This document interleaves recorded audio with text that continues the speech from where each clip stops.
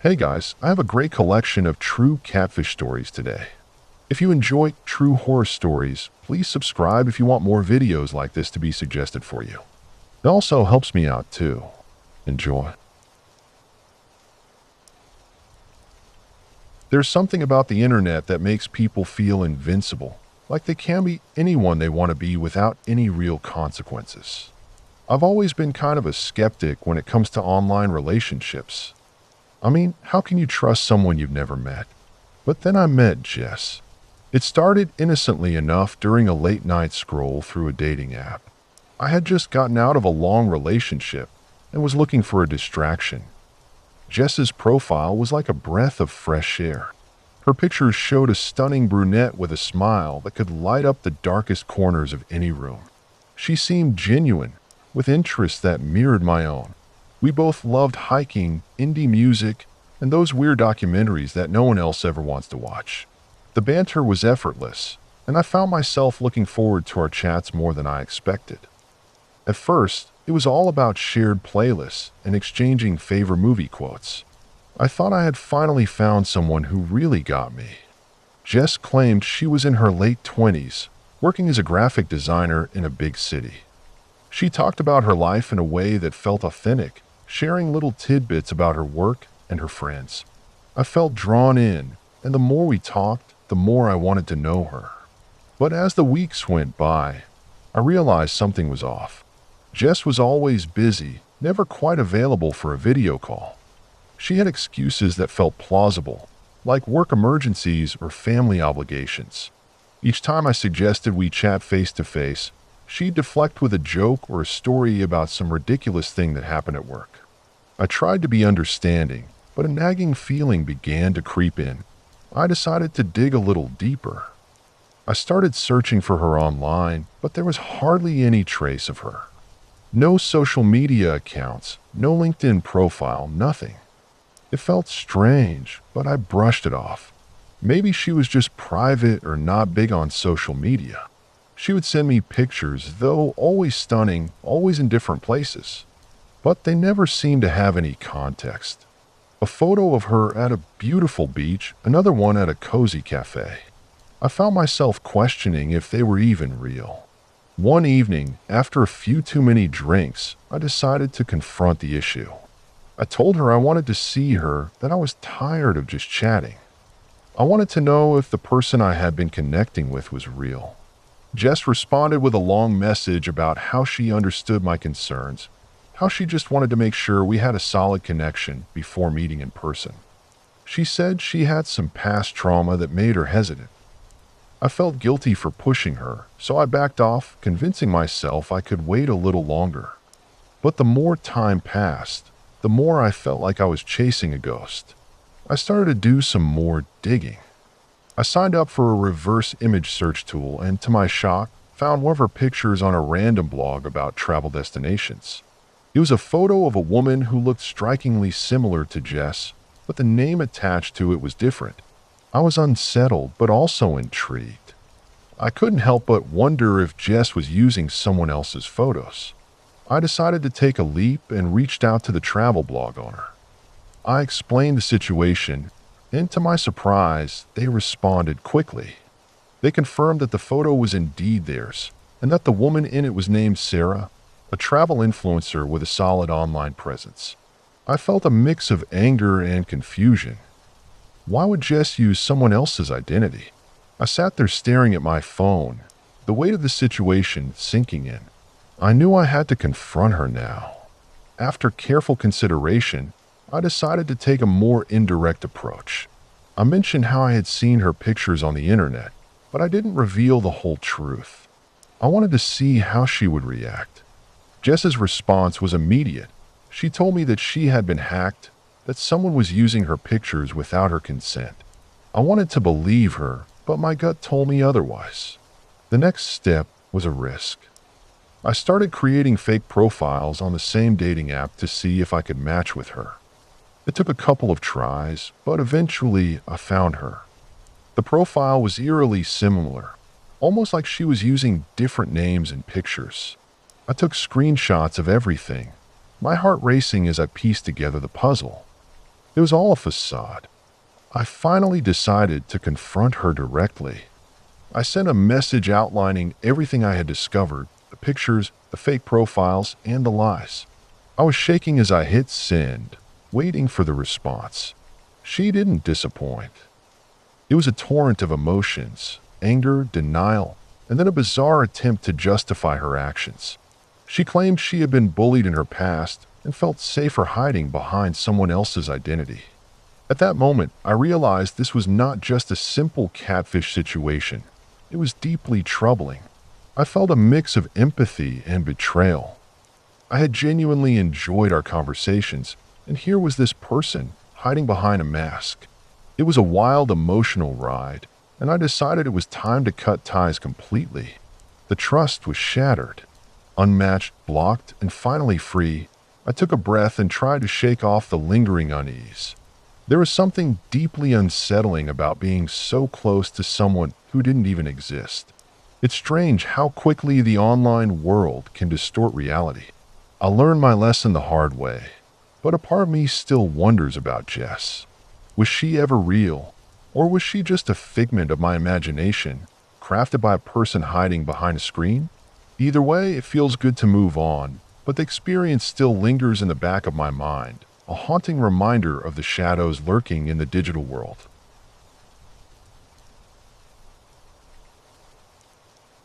I never thought I'd find myself in the middle of a catfishing nightmare. It all started as a casual swipe on a dating app one boring Saturday night.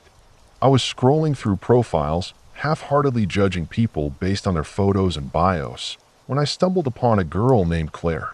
She had this radiant smile and captivating eyes that seemed to sparkle even through the screen. Her bio was simple but intriguing, mentioning her love for hiking, indie music, and her golden retriever named Max. I sent her a like, thinking it would be a harmless little game of online flirting. To my surprise, Claire matched with me almost immediately. We started chatting, and what began as light banter quickly turned into deep conversations about our lives, dreams, and aspirations. Claire was charming, funny, and seemed genuinely interested in me. She told me about her recent move to the city, how she was still trying to make new friends. I could sense a bit of loneliness in her messages, and it made me want to connect with her even more. As days turned into weeks, we became inseparable, at least digitally. We exchanged photos. Hers were always bright and vibrant, showcasing her adventures in nature and her time with Max. She sent me pictures of her hiking trips, sunsets, and even some goofy selfies. It was hard not to fall for her. She made it feel like I was the only person in her world, and that feeling was intoxicating. But as our online relationship blossomed, I noticed some inconsistencies in her stories. Sometimes she'd mention being busy with work, only to later share pictures of her at a concert. I brushed it off as just the complexities of adult life. After all, who doesn't get overwhelmed sometimes? I was infatuated, and the last thing I wanted was to ruin the magic of what we had built. Claire was perfect, and I convinced myself that I could overlook these little red flags. One evening, after an especially long day at work, I decided to surprise her with a video call. I was excited. I had never seen her face in real time, and the anticipation felt electric. I set up my phone, smoothed my hair, and hit the call button. The screen lit up, and instead of Claire, I was met with a grainy image of a darkened room. I could hear faint noises in the background, almost like static.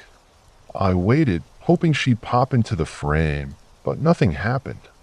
The call disconnected after a minute, leaving me puzzled and a little frustrated. When I messaged her about it, Claire apologized profusely. She said her camera was acting up and promised I'd see her soon. I wanted to believe her, but couldn't shake off the feeling that something was off. A few days later, she sent me a message saying she had an unexpected family emergency and would be offline for a while. I waited, trying to be understanding. Weeks passed, and I still hadn't heard from her. My mind raced with worry. I tried to reach out, but my messages went unanswered. Just as I was about to give up hope, a notification popped up on my phone. It was a message from Claire.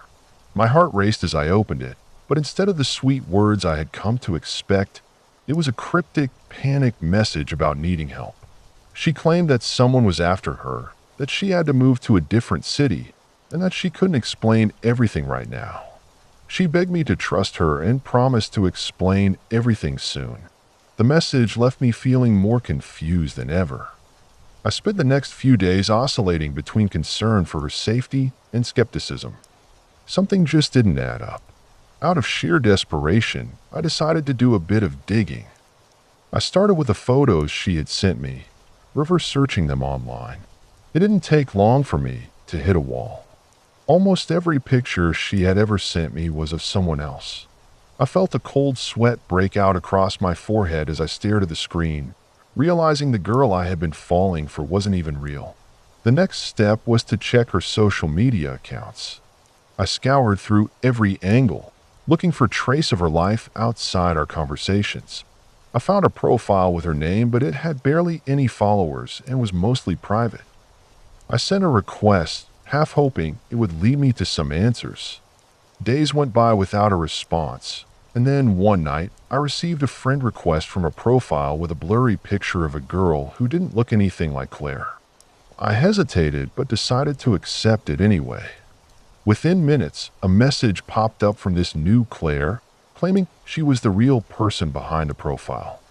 The conversation that followed was bizarre, filled with vague references to past conversations I had with the original Claire, while simultaneously denying she was ever catfishing me. I felt a mix of anger and confusion. Who was this person? Why were they playing games with my emotions? The more I probed, the more evasive she became. I eventually decided to confront her, demanding to know who she really was. That's when it hit me, she ghosted me. No more messages, no more responses. I was left reeling. The girl who had captivated me, who I had shared my thoughts and feelings with, wasn't real. I had been emotionally manipulated by someone hiding behind a screen, and the realization felt like a punch to the gut. I spent the next few days in a haze, oscillating between disbelief and anger. In the end, I was left with a hollow feeling and a lesson in trust. I learned that sometimes the person you think you know may not even exist, and the internet can be a dark place where shadows hide behind charming smiles and enticing words. I don't think I'll ever fully understand why people catfish, but I'm no longer the naive romantic I once was. I learned to be cautious, to question everything, and most importantly, to protect my heart. I remember the first time I felt that inexplicable thrill of online connection. I was scrolling through social media, just another random evening in my small college dorm, when I stumbled upon a profile that caught my eye. The pictures were stunning. This girl, let's call her Mia, had long flowing hair, bright eyes, and a smile that could light up the darkest room. She looked like someone who had just stepped out of a magazine, and I was instantly captivated. I couldn't help but click on her profile and dive into her world. She was a self-proclaimed artist and traveler, sharing breathtaking photos from exotic locations. I felt a strange pull, like I needed to know her better. At first, it was harmless. We started chatting casually in the DMs, sharing memes, and bonding over our favorite shows. Mia seemed so genuine, so down to earth, and I found myself looking forward to our conversations every day. I'd never had a connection like this before, and as the days turned into weeks, I felt like I was falling for her. It was silly, really, considering we had never met in person, but her words felt real, and her enthusiasm was infectious. Then came the moment when she suggested a video call. My heart raced with anticipation. I was both excited and nervous, wondering if she would look as perfect on screen as she did in her pictures. When the day finally arrived, I set my laptop up in my cluttered dorm room and waited. I couldn't shake the feeling that something was off, but I brushed it aside. After all, what could go wrong? When the call connected, my heart sank.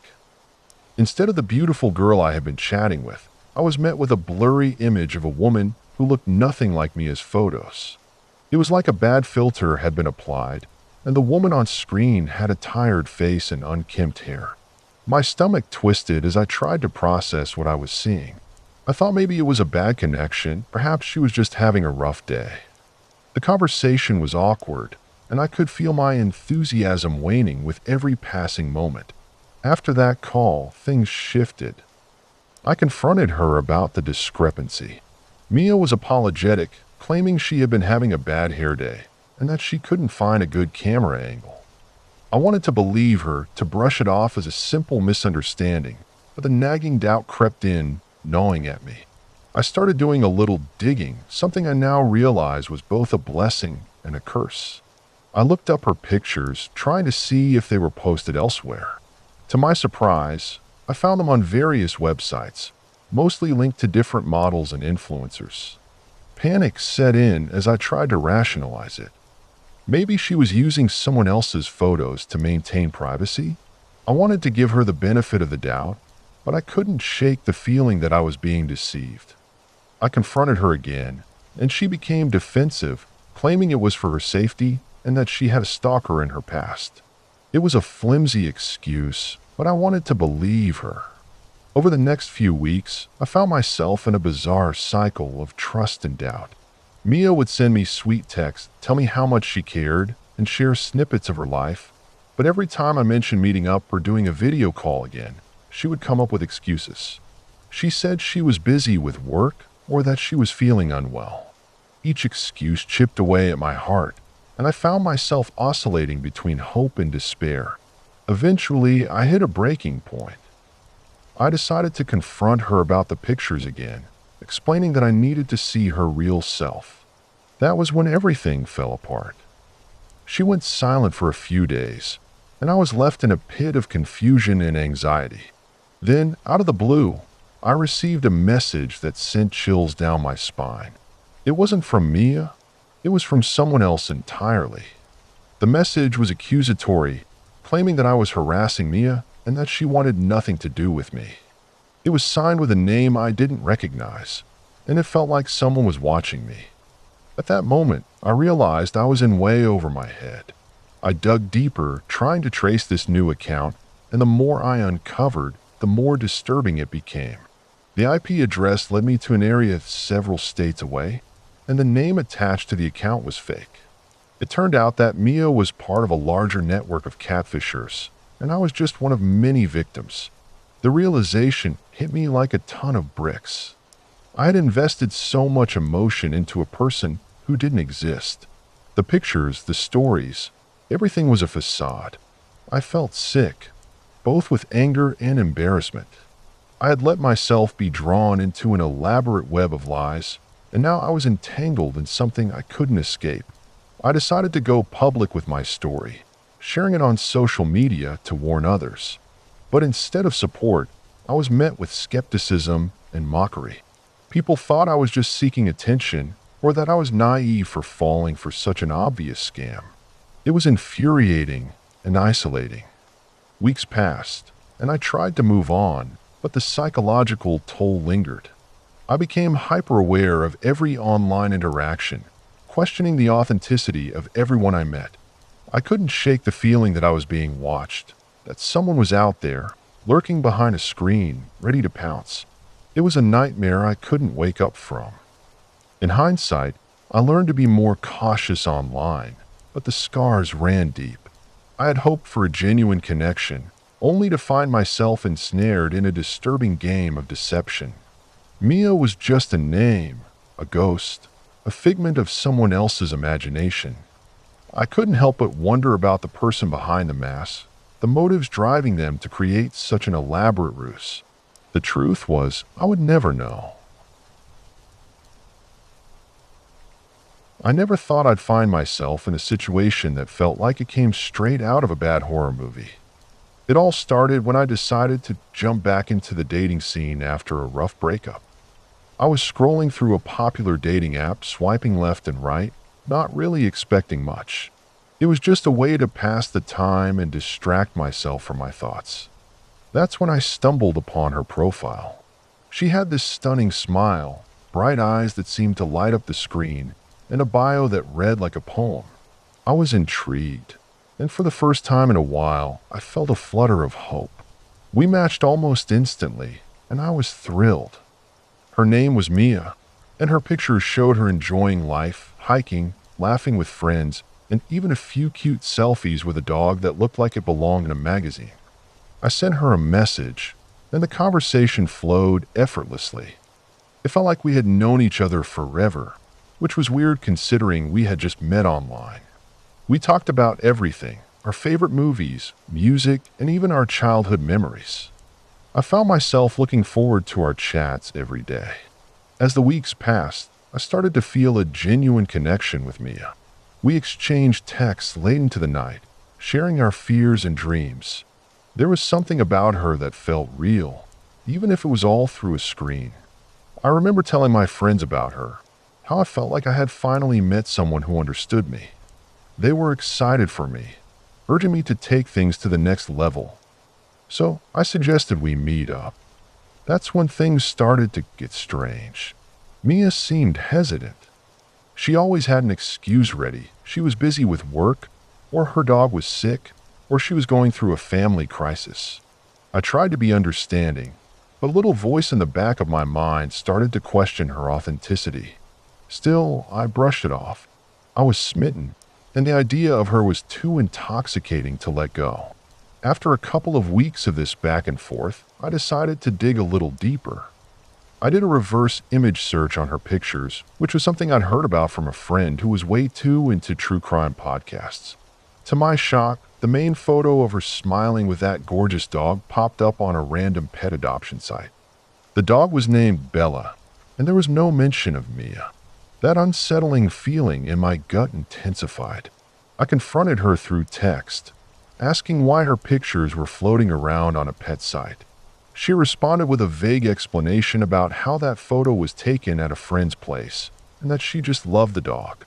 It sounded flimsy, but I wanted to believe her. I didn't want to admit that I might have been duped. I mean, who would go through the trouble of creating a fake profile just to mess with someone's head? It seemed absurd. So I brushed it off again, convincing myself that I was overreacting. But then, as the days went by, odd things began to happen. Mia started to drop little hints about her life that didn't quite add up. She mentioned living in a city that was a couple of hours away from me, but then she'd say she was just down the street. I asked her about it, and she just laughed it off, saying it was just a little quirk about her life. That was the moment I knew I had to investigate further. One late night, fueled by a mix of curiosity and anxiety, I started digging into Mia's social media presence. I searched her name, but nothing came up.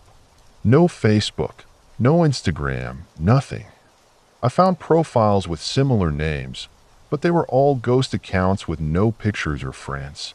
It was as if Mia had been wiped off the internet completely. I felt a sinking feeling in my stomach. The more I searched, the more I realized I was chasing a shadow. I decided to reach out to mutual friends. Of course, I didn't have any, but I knew she had mentioned a close friend named Sarah. I found a Sarah who seemed to fit the description, and after some light digging, I sent her a message. To my surprise, she responded but didn't know who Mia was. In fact, she asked me to send her a picture of Mia, which I did. A few minutes later, Sarah replied, saying she had never seen this girl before in her life. My heart raced. At this point, I felt like I was in deep. I tried to cut things off with Mia, but she would always manage to pull me back in. She sent me messages when I least expected it, often filled with sweet words that made my heart flutter. I was stuck in this bizarre cycle, feeling like I was losing my grip on reality. Then one evening, while I was scrolling through social media, I stumbled upon a news article that made my blood run cold. It was about a woman who had been arrested for catfishing multiple people online. The photo used in the article, the same one Mia had used as her profile picture. My heart raced as I read through the details of her crimes, using fake identities, manipulating emotions, and scamming people for money. I felt sick to my stomach. I needed to confront her once and for all. I sent her a message demanding the truth. I felt like I was standing on the edge of a cliff, ready to jump into the unknown. The minutes felt like hours as I waited for her response. Finally, my phone buzzed, and there it was, a simple text that read, "You'll regret this." That was the last I ever heard from Mia. I blocked her number and deleted the app, but the experience left me shaken. It was a hard pill to swallow, realizing that someone had played with my emotions, and I had let it happen. I thought about all the times I could have walked away, but didn't. I was just another victim in a long line of stories that blur the line between reality and deception. Even now, I can't shake that feeling of unease. Sometimes late at night when I'm scrolling through my phone, I still wonder if she's out there, pulling the same tricks on someone else. It's a strange world we live in, where connections can feel so real, but can easily be built on lies. I learned that the hard way, and it's a lesson I won't forget anytime soon. It all started on a dreary Wednesday, the kind of day that felt like it was dragging on forever. I was scrolling through my social media feed, bored out of my mind, when I stumbled upon a friend's friend request from someone named Sarah. I clicked on her profile. She had a few mutual friends, which made her seem legit. Her photos were bright and cheerful, showcasing her with friends at various places, smiling as if she had never known a bad day in her life. I sent her a quick message asking how she knew my friend and waited. The replies came fast and furious at first. Sarah was friendly and engaging, sharing snippets about her life. She worked in a small-town diner and was trying to save up for college. We found common ground in our love for indie music and binge-watching the same shows on Netflix. It felt like we had known each other forever, and soon we were chatting every day, sharing memes and exchanging playlists. I started to develop a strange attachment to Sarah, even though I had never met her in person. I was drawn to her quirky personality and her way of making me laugh, especially on those dreary days when everything else felt heavy. After a couple of weeks, I asked her if she wanted to meet up. She hesitated, saying she was busy with work and classes, but promised she would make time soon. I brushed it off, thinking maybe she was just shy. More weeks passed, and our exchanges continued. I found myself getting deeper into this virtual friendship. I confided in her about my insecurities, my struggles with work, and even my family issues. It felt safe to share these things with someone who was just a screen away. Sarah would send me supportive messages, reminding me to take things one day at a time, and I felt good knowing someone cared. But as summer rolled in, I began to notice some inconsistencies. Small things at first. She mentioned hanging out with friends, but when I asked for details, she changed the subject. She posted pictures from concerts I knew had happened, but they seemed off, like they were from different events or even just random photos from the internet. I brushed it off at first. Maybe she was just a private person. But a nagging feeling started creeping in. Something was off, like a puzzle piece that didn't quite fit. Then came the day when I finally snapped. I was scrolling through her Instagram, and I saw a picture of her at the beach, tagging a group of friends.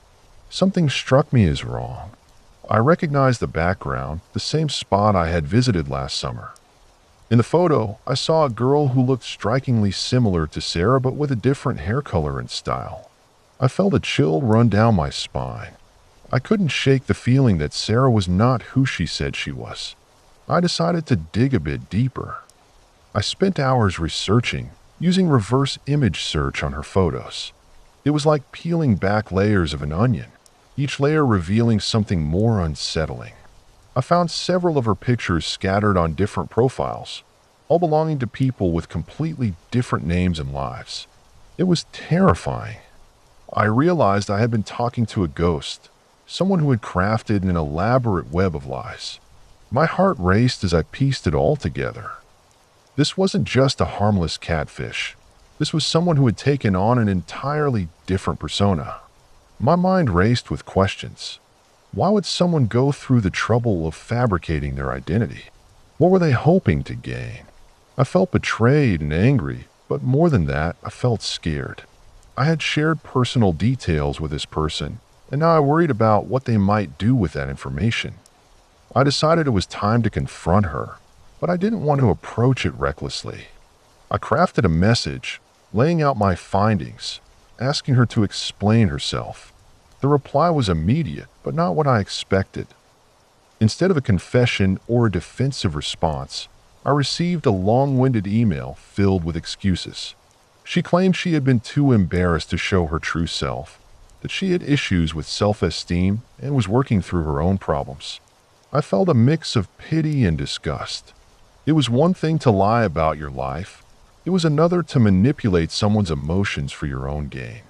I was furious and hurt, but a part of me still wanted to help her. I debated whether to keep talking to her, but ultimately, I decided that I needed to cut ties. I blocked her on all social media platforms and started to feel a sense of relief wash over me. But that relief was short-lived. A few days later, I began receiving strange messages from unknown accounts. They were vague and cryptic, referencing things only someone who had been close to me would know. I ignored them at first, thinking they were just random trolls. But as the messages continued, my anxiety began to rise. I realized she wasn't done with me yet. I had thought blocking her would end it, but it felt like I had opened a can of worms. The messages turned darker, more intrusive. They would mention my work, my friends, even my family. This person knew too much, and I felt trapped. I turned to the police, but they couldn't do much without concrete evidence that a crime had been committed. It felt like I was living in a nightmare. I became paranoid, checking my phone obsessively, looking over my shoulder whenever I stepped outside. The world that once felt safe now felt like a dangerous maze, and I was lost. Then one night, I was scrolling through my feed again, half expecting another cryptic message. Instead, I saw a post that made my blood run cold. It was a picture of my apartment building taken from across the street. My heart dropped. I knew it was time to take action. I moved out the next day, finding a new place on the other side of town. It felt drastic, but I needed to feel safe again. Months passed without a word from her, and I began to feel a sense of normalcy return. But I learned to be more cautious about whom I let into my life. I avoided online interactions, choosing to meet people face-to-face instead. Even though I'd never know the real Sarah, I understood that some connections are best left unexplored. I didn't want to go down that rabbit hole again, and I was determined to protect myself. Yet, in the back of my mind, I still wondered what had happened to her, the girl behind the screen.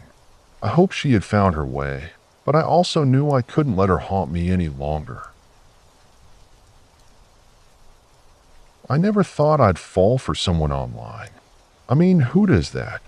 It's like something out of a cheesy rom-com, right? But here I was scrolling through my social media one lazy afternoon when I stumbled upon a profile that caught my eye. The profile picture was stunning. This girl looked like she stepped out of a magazine. Her smile was bright and warm, and her bio was all about adventure and love for life. I didn't think twice before sending a friend request, half expecting it to go unnoticed. To my surprise, she accepted within minutes, and from there, things spiraled out of control. We started chatting, and it felt so natural. Her name was Emma, and we clicked instantly. She lived in a different city, which made it all feel more thrilling, like we were living in our own little secret world.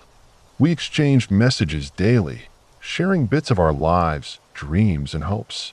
I learned that Emma was an artist, passionate about painting and photography. She spoke about her travels, her favorite music, and her dreams of opening her own gallery someday. It was intoxicating. I had never felt such a connection with anyone before, not even in person. As time passed, I found myself getting deeper into this virtual romance. I'd stay up late into the night, glued to my phone, eagerly waiting to see if she was online. She made me feel special, loved, and understood in a way that I had never experienced. The longer we talked, the more I fell for her. She shared photos of her art, snippets of her life, and even sent me a few selfies that left me breathless. Each picture was more beautiful than the last, and her words painted a picture of a life full of color and joy. But as we got closer, I started to notice something strange. She would often mention that she was busy with work or dealing with personal issues that kept her from meeting up in person. At first, I was understanding. Life gets in the way, right? But as weeks turned into months, her excuses began to feel less genuine. My heart was torn between wanting to believe her and the nagging feeling in the pit of my stomach. One day, I decided to take matters into my own hands. I did a little digging and found her supposed art portfolio online. It was impressive, but something felt off. The photos looked a bit too professional, almost like they were taken from a stock photo site. I shrugged it off, figuring maybe she just had a good eye for photography. But the doubts lingered. I started to question her stories. She had told me about her childhood, how she grew up in a small town, and how her family had struggled. Yet, the images she shared didn't match the narrative. The more I looked, the more I felt like I was chasing shadows. It wasn't until a mutual friend of mine mentioned they had seen someone who looked like Emma at a local gallery opening that I felt a spark of hope. I couldn't resist any longer. I had to know if this girl I was falling for was real.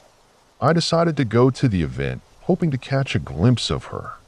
The gallery was buzzing with excitement, and I felt a rush of adrenaline as I walked in, scanning the room for her face. I didn't see anyone who resembled Emma, but I stayed for a while, hoping she'd show up. As the night wore on, I began to feel foolish. What was I even doing here? But just as I was about to leave, I noticed a girl across the room. She was standing next to a piece of art that looked strangely familiar. I squinted, trying to catch a better glimpse of her face. The girl had dark hair and a similar build to Emma, but something was off. I approached her cautiously, trying to play it cool. I didn't want to seem too eager, but the closer I got, the more I felt that strange knot in my stomach. She turned, and my heart dropped. It wasn't Emma. It wasn't even close. In fact, she looked nothing like the girl I had been chatting with for months. Panic set in as I realized I had been duped. I rushed home, my mind racing. I opened my laptop and started digging deeper. I went back through our conversations, scrutinizing every word, every photo.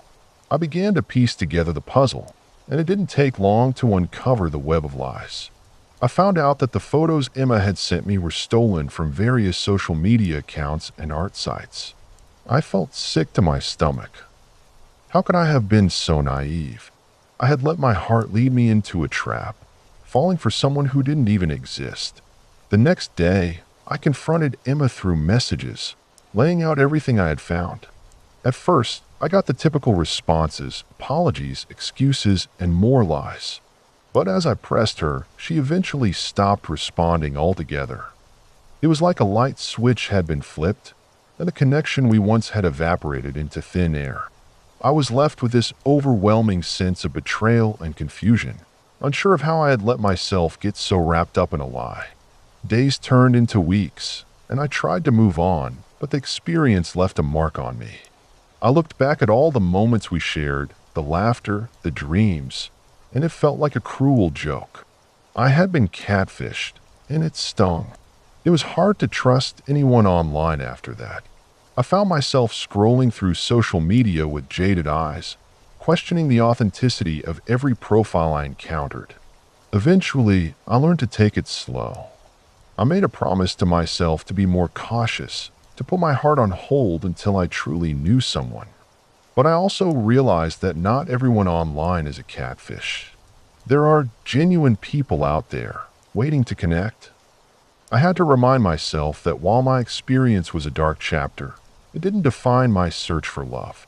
I just hoped that one day, I'd find someone real and worthy of my heart, someone who would love me as I was, not as a facade.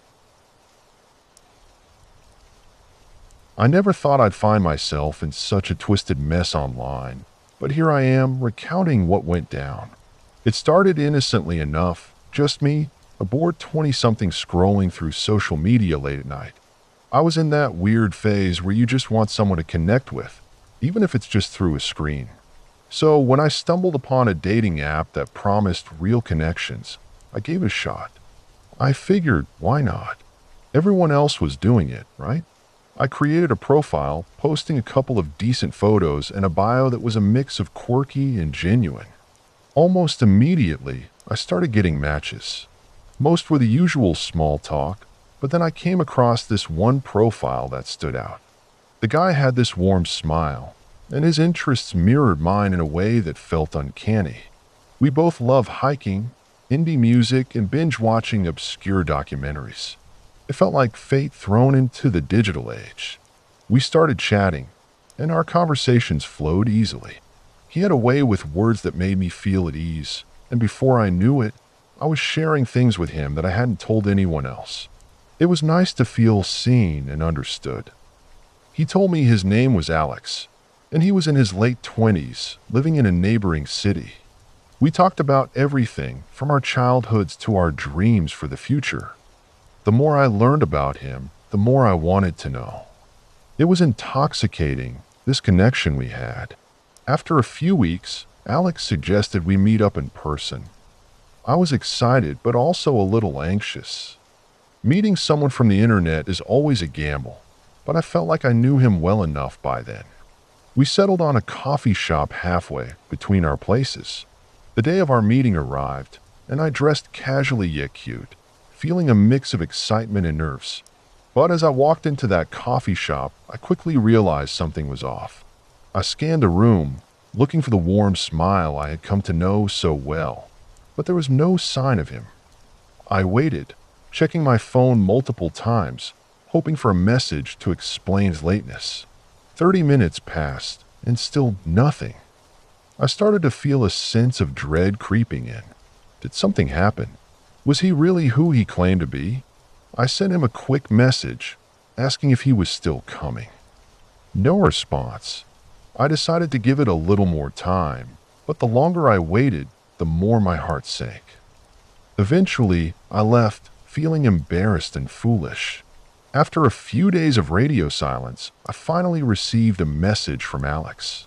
He apologized profusely, claiming he'd gotten into a minor car accident on his way to meet me. Nothing serious, just a fender bender.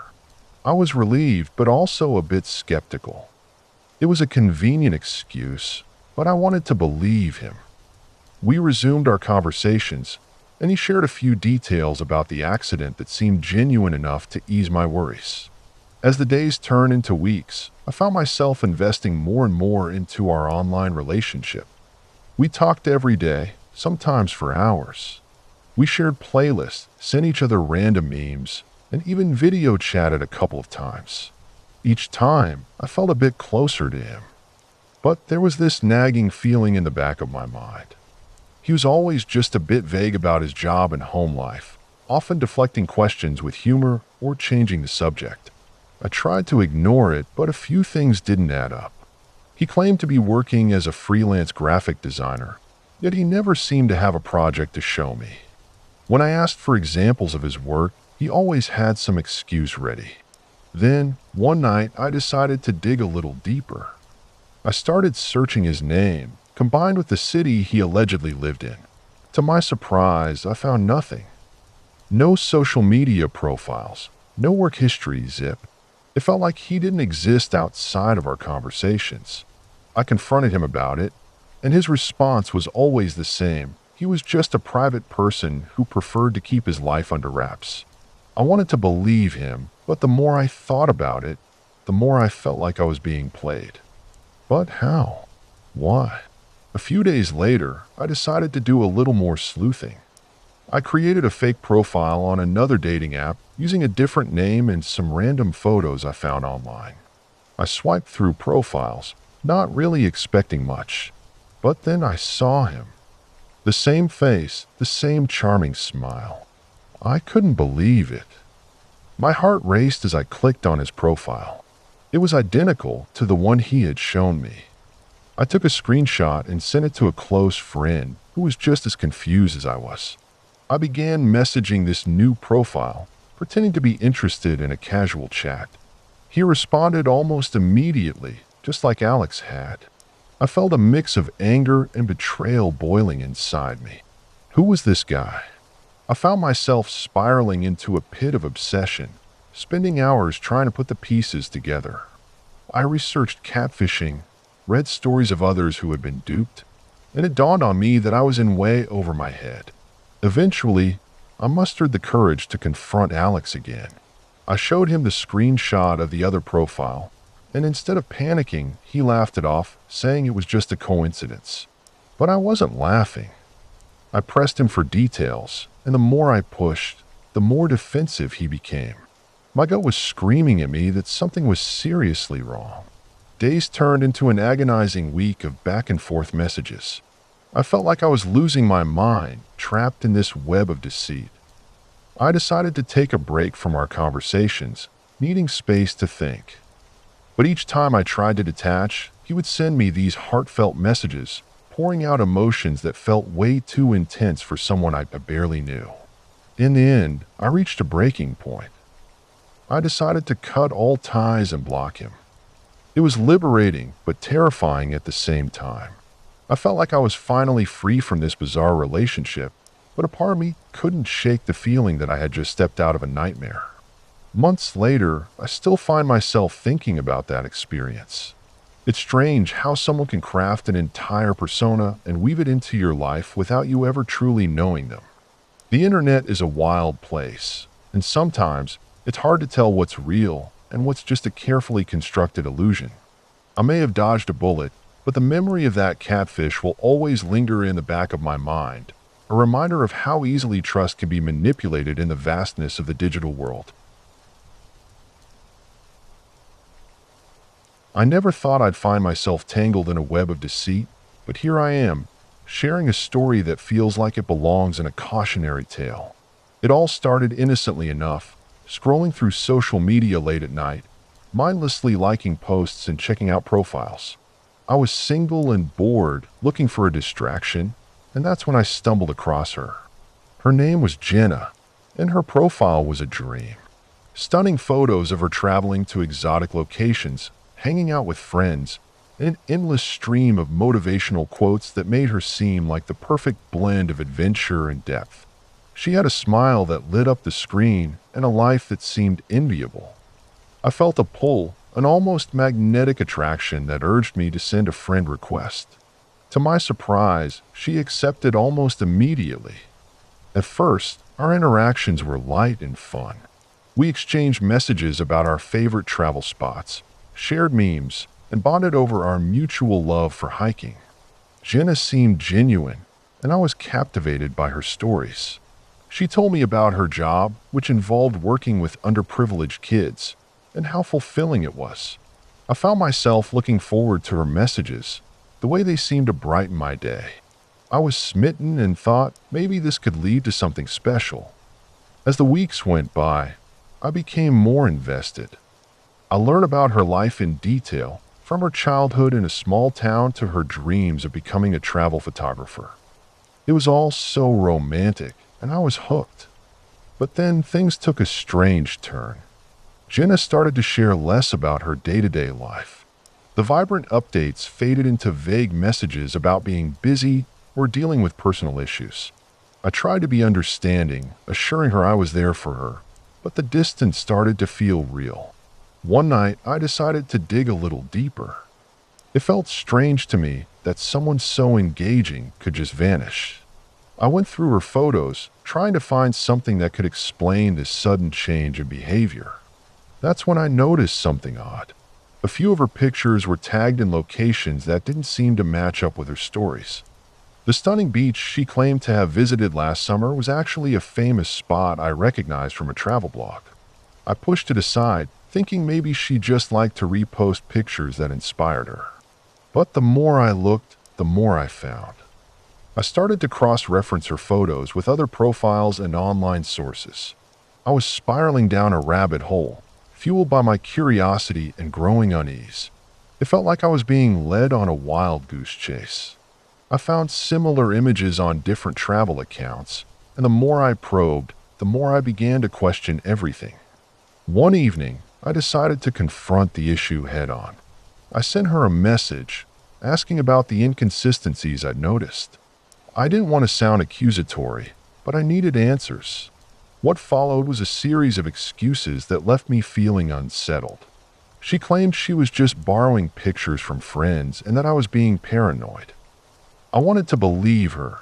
After all, I had invested so much time and emotion into this connection. But the doubts lingered, refusing to fade. I began to notice more red flags.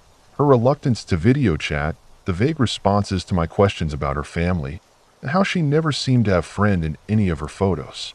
It was all starting to unravel, and I felt like I was the only one who could see it.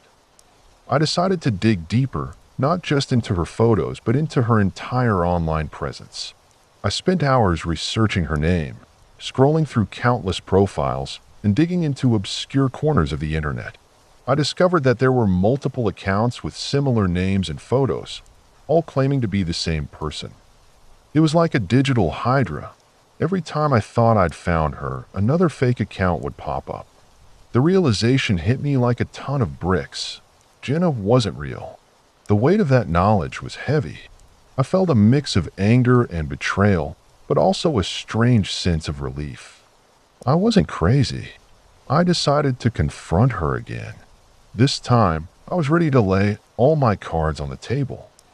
I sent her a message detailing everything I had uncovered, expecting her to either confess or disappear entirely. What happened next was something I never anticipated. She replied almost instantly, but it wasn't the response I wanted. Instead of admitting to the deception, she launched into an emotional tirade about how I didn't understand her situation. She claimed she had been a victim of bullying in the past and had created Jenna as a way to escape her reality. It was a sob story that might have tugged at my heartstrings if I hadn't been so furious. I was caught in a whirlwind of emotions: anger, pity, confusion. I felt betrayed, but also somewhat sympathetic to her plight. But I knew I couldn't continue the charade, so I blocked her. I didn't want to be part of her fantasy anymore, nor did I want to be associated with the chaos she created. The aftermath was surreal. I spent days reflecting on how easily I had fallen for a facade. The thrill of a new connection had clouded my judgment, and I felt a mix of embarrassment and anger for letting it happen. Friends noticed I was off, and I tried to explain without sounding like a fool. The whole experience left me feeling jaded about online interactions. It's been a while since then, and I still occasionally think about that experience. I learned the hard way that not everything online is what it seems. I've kept my distance from social media relationships since then, opting for face-to-face connections whenever possible. Sometimes I wonder what happened to Jenna, if she ever found her way back to reality, or if she's still out there, spinning tales to catch her next victim. I never thought I'd fall for an online scam. I always considered myself pretty savvy when it came to the internet. But then again, life has a funny way of throwing curveballs when you least expect it.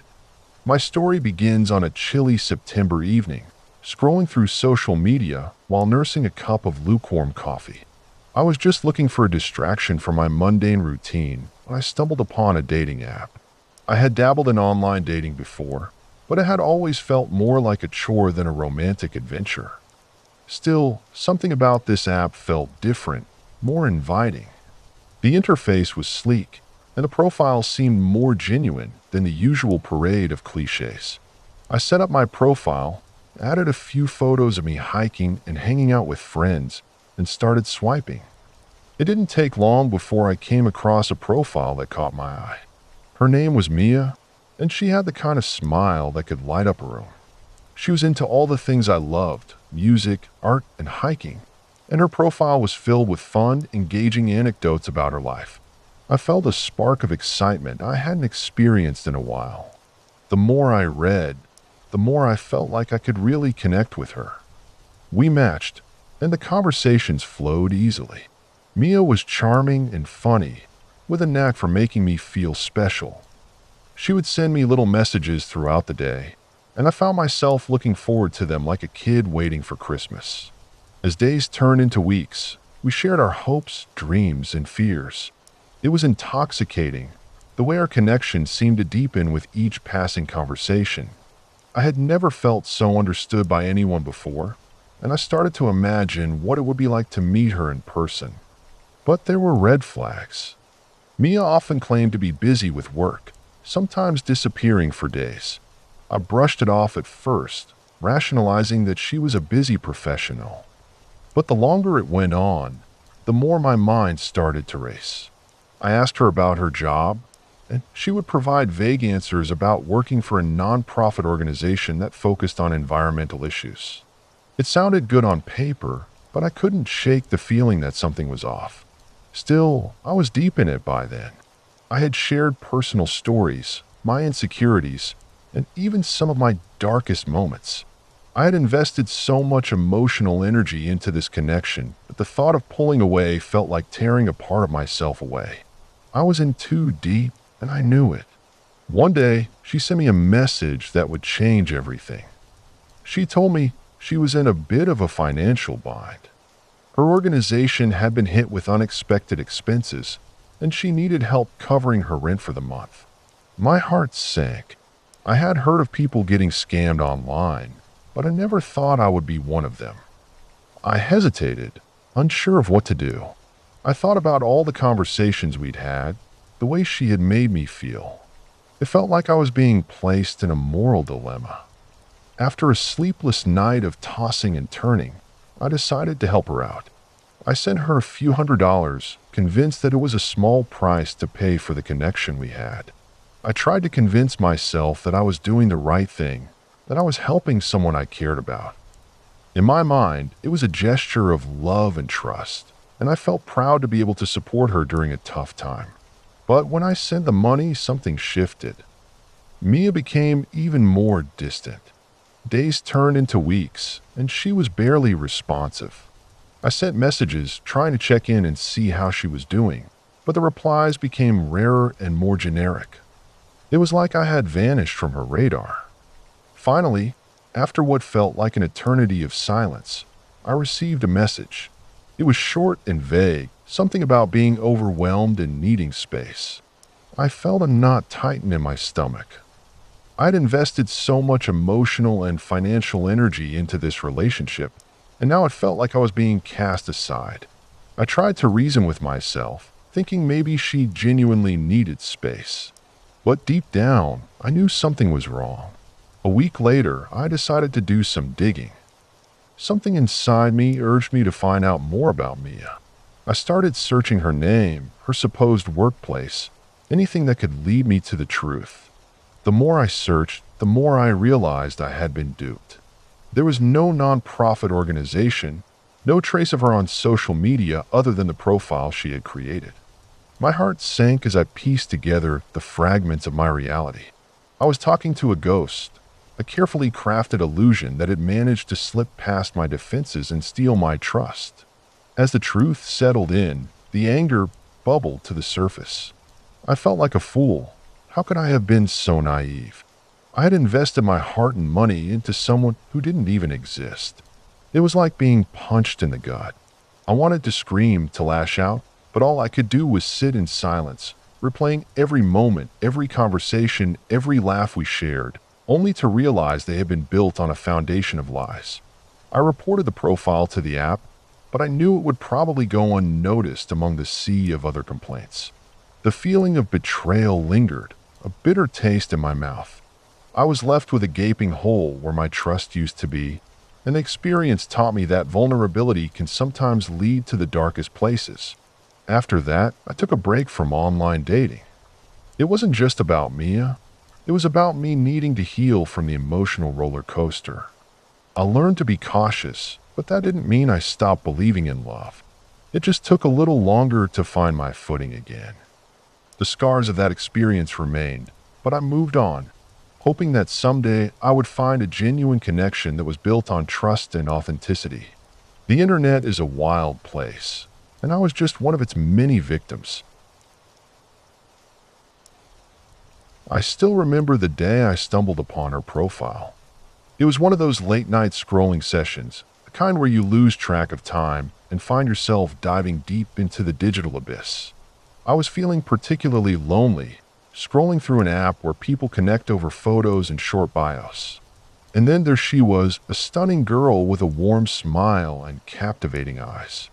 Her bio was simple yet intriguing, and for some reason, I felt an immediate connection. I clicked on her profile, and the more I looked, the more I felt drawn in, like a moth to a flame. Her name was Sarah, and she claimed to be a 24-year-old artist living in a nearby city. She posted pictures of her artwork, colorful and vibrant, alongside snapshots of her life, a cozy cafe, a park filled with autumn leaves, and a few selfies that seemed effortlessly perfect. I found myself captivated by her life, imagining the kind of person she must be. I liked a couple of her photos, thinking it was a subtle way to get her attention. I didn't expect much, just a casual interaction, but to my surprise, she liked back and even commented on one of my posts. As days turned into weeks, we started chatting more frequently. It felt like a natural progression. I thought I was really getting to know her. She had a way of making even the simplest conversations feel meaningful. We talked about art, shared music recommendations, and slowly began peeling back the layers of our lives. I shared my struggles and dreams, hoping to connect on a deeper level. She listened, always responding with empathy and encouragement. I was hooked, but there were little things that started to nag at me.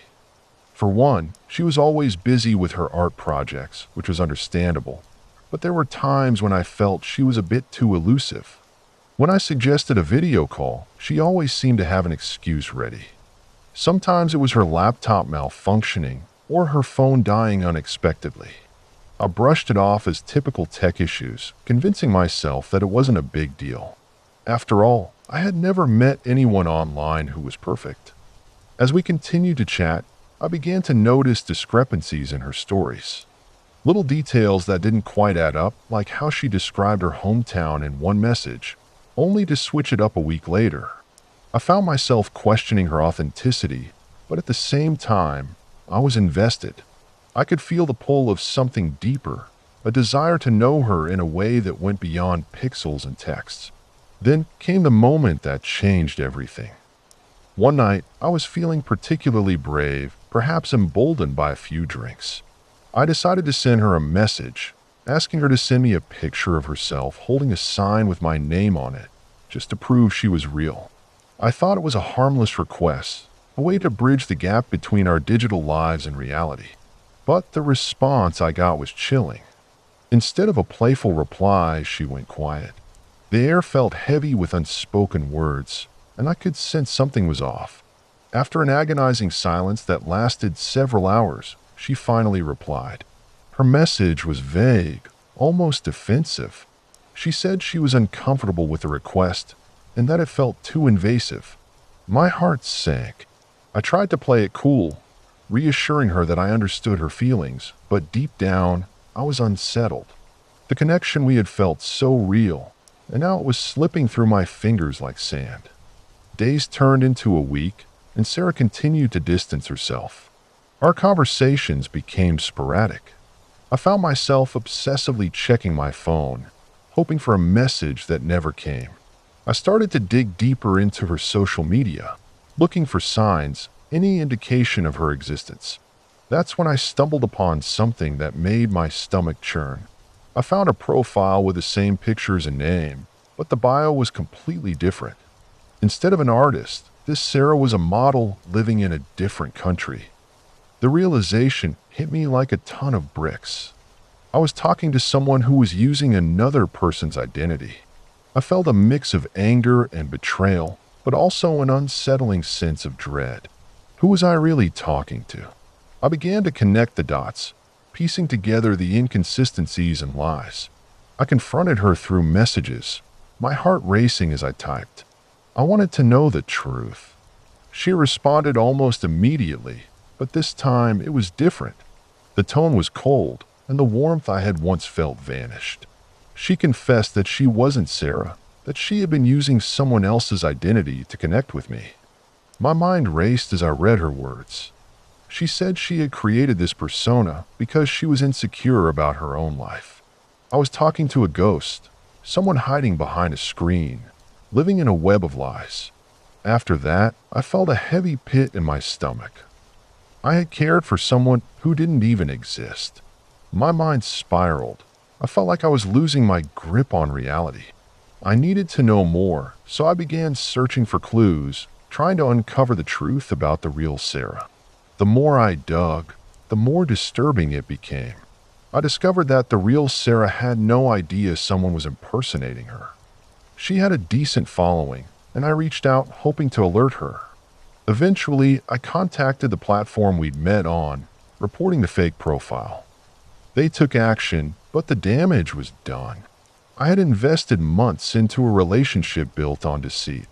I was left feeling hollow, grappling with feelings of betrayal and confusion. The online world, which had once felt like a playground, now felt like a sinister trap.